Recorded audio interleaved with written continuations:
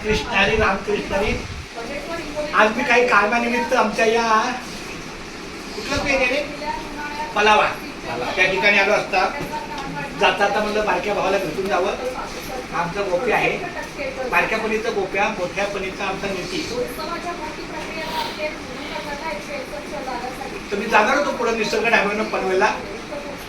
एका क्षणात असं वाटलं नाही, कारण तो आलो आम्ही एका दुसऱ्या रस्त्याने, ती काय लक्षात नाही आलं माझ्या.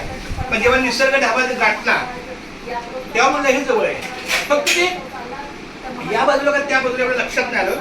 काळा काय दररोजचा रस्ता नाही, ठीक असू दे, काय हरकत नाही. भाऊ मला आम्ही भेटलं, तुला कसं वाटलं?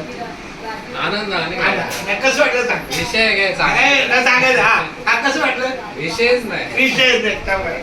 आणि ह्याला बघितलं का, मला सुमित कुमारची आठवण येते.